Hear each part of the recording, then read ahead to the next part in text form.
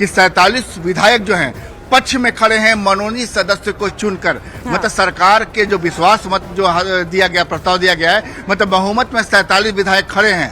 इस लिहाज से चाहिए 47 मत प्राप्त हुए।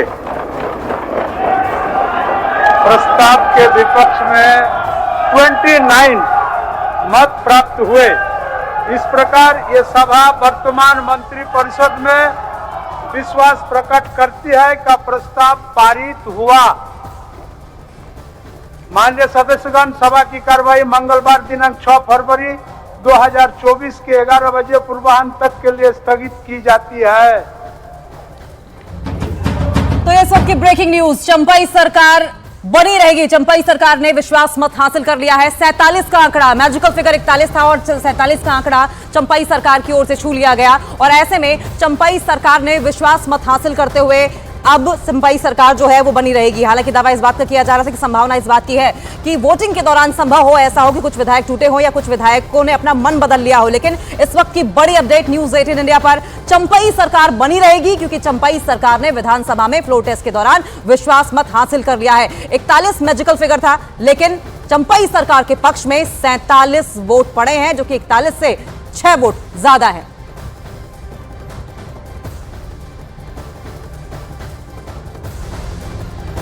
तो न्यूज़ 18 इंडिया पर ये इस वक्त की सबसे बड़ी अपडेट, सबसे बड़ी ब्रेकिंग न्यूज। चंपाई सरकार ने विश्वास मत हासिल कर लिया है। चंपाई सरकार के पक्ष में 47 वोट पड़े हैं। विश्वास प्रस्ताव के जो विपक्ष में है वो 29 वोट पड़े हैं और ऐसे में चंपाई सरकार ने विश्वास मत हासिल कर लिया है। यानी कि जो ये चंपाई सरकार है वो बनी रहेगी। संजय हमारे साथ बने हुए हैं।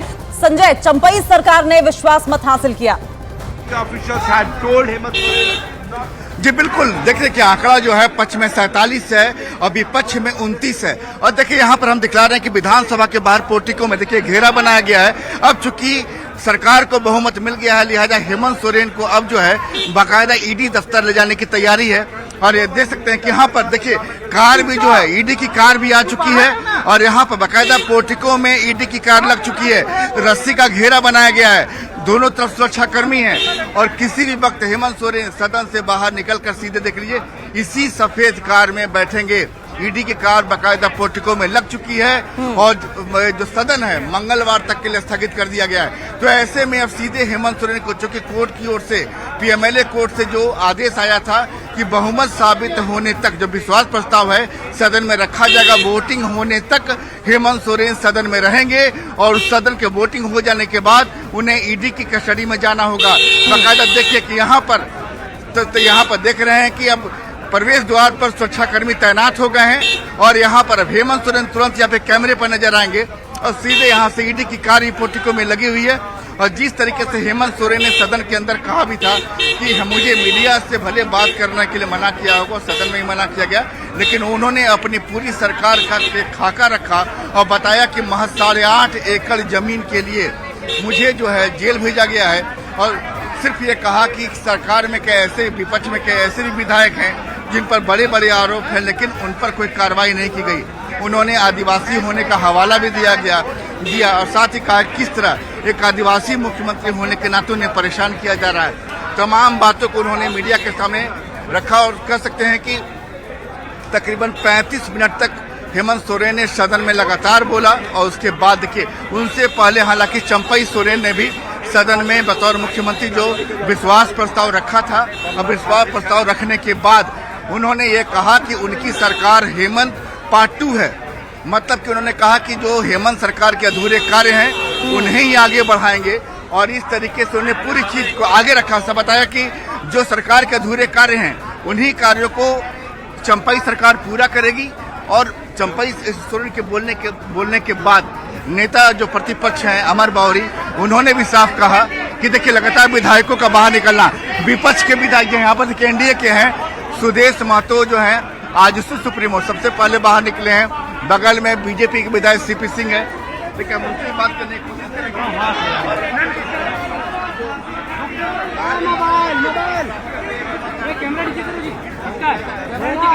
पहले यहाँ पर निकले हैं एनडीए के विधायक।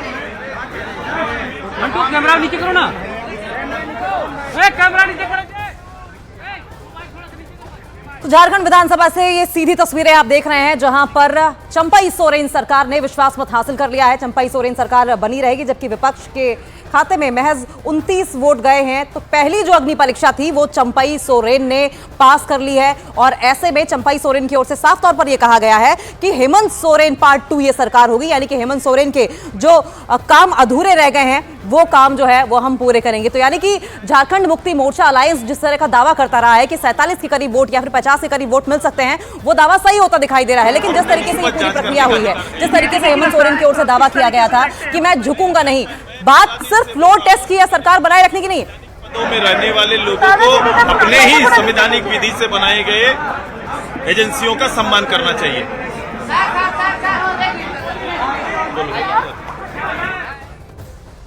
प्रस्ताव के पक्ष में 47 मत प्राप्त हुए। प्रस्ताव के विपक्ष में 29 मत प्राप्त हुए। इस प्रकार ये सभा वर्तमान मंत्रिपरिषद में विश्वास प्रकट करती है कि प्रस्ताव पारित हुआ। सुदेश महतो विधानसभा स्पीकर को आप सुन रहे थे, और उन्होंने बताया कि किस तरीके से विश्वास प्रस्ताव के पक्ष में 47 वोट पड़े हैं, जिसका साफ मतलब है कि चंपाई सरकार बनी रहेगी। इस वक्त की बहुत बड़ी ये breaking news, political breaking news आप न्यूज 18 इंडिया पर सुन रहे हैं। चंपाई सरकार ने विश्वास प्रस्ताव हासिल कर लिया। सीधा हम संजय का रुख करेंगे। संजय, गुरुजी यानी कि शिबू सोरेन को तो खेवनहार के तौर पर जाना जाता है, आपकी बार भी क्या उन्हीं की स्ट्रेटेजी काम आई है?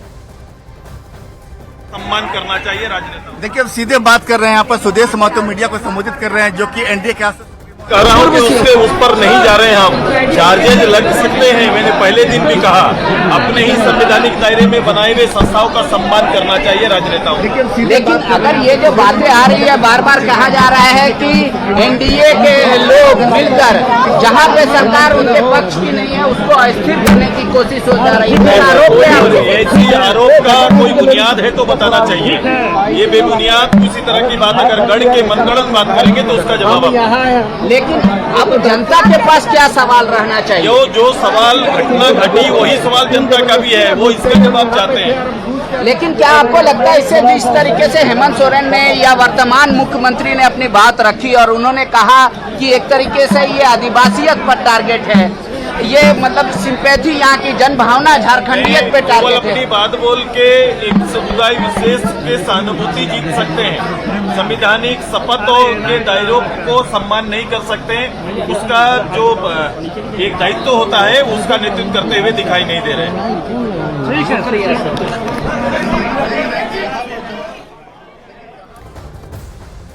तो इस वक्त की ब्रेकिंग न्यूज, चंपाई सरकार ने विश्वास प्रस्ताव हासिल कर लिया है। चंपाई सरकार बनी रहेगी, हालांकि विपक्ष के पक्ष में 29 वोट मिले हैं। एक बार फिर से सीधा हम रुख करेंगे, हमारे सहयोगी संजय इस वक्त विधानसभा के बाहर से मौजूद है।